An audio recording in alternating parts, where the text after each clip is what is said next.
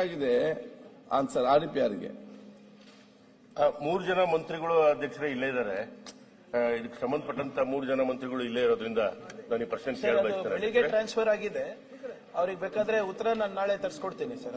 Okay ಅಧ್ಯಕ್ಷ ನಾಳೆ ಕೊಡ್ತಾರಂತೆ. ನನ್ನಲ್ಲಿರೋ ಕಳಕಳಿಯಿಂದ ನಾನು ಮಂತ್ರಿಗಳ ಹತ್ರ ಹೇಳ್ಕೊಳಕ್ ಬಯಸ್ತೇನೆ ಅಧ್ಯಕ್ಷ. ಓಕೆ, ಅವ್ರಿಗೆ ಪ್ರಸಾರ ಮಾಡಲಿ, ನಾಳೆ ಅವ್ರಿಗೆ ಕರೆದು ಆಫೀಸಲ್ಲಿ ಉತ್ತರ ಕೊಡಿ. ಸರ್ಕಾರದ ಆದೇಶ ಆಗಲೇ ಆಗಿದೆ, ಸುತ್ತೋಲೆ ಬಂದಿದೆ ಅಧ್ಯಕ್ಷರೇ.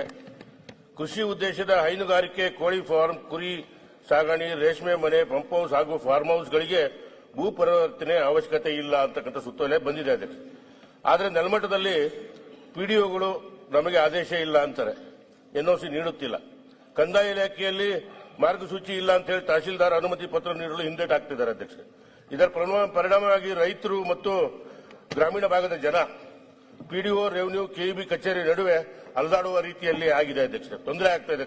ಆದ್ದರಿಂದ ಮಾನ್ಯ ಸಚಿವರುಗಳಲ್ಲಿ ನಾನು ಕೇಳೋದಿಷ್ಟೇ, ಈ ಗೊಂದಲ ನಿವಾರಣೆಗೆ ಕರ್ನಾಟಕ ವನ್, ಗ್ರಾಮ ವನ್ ಅಥವಾ ಬಾಪೂಜಿ ವನ್ಗಳಿಗೆ ಏನು 34 ಸೇವೆಗಳಿದಾವೆ, ಅದರಲ್ಲಿ ಇದನ್ನೂ ಜೋಡಿಸೋದ್ರಿಂದ ರೈತರಿಗೆ ಆನ್ಲೈನ್ ಮುಖಾಂತರ ಇದಕ್ಕೆ ಪರಿಹಾರ ಸಿಗಬಹುದು ಅನ್ನೋ ಉದ್ದೇಶದಿಂದ, ಜೊತೆಗೆ ಸೇವೆ ಜಾರಿ ಬರುವವರೆಗೂ ಪಿಡಿಒ ಅಥವಾ ರೆವಿನ್ಯೂ NOC ಬೇಡ ಎಂದು KEB ಮತ್ತು ಹೆಸ್ಕಾಂಗಳಿಗೆ ಸ್ಪಷ್ಟ ಸೂಚನೆ ನೀಡಬೇಕು, ಇದಕ್ಕೆ ಉತ್ತರ ಕೊಡಬೇಕು ಎಂದು ನಾನು ಬಯಸ್ತೇನೆ ಸರ್ಕಾರದಿಂದ.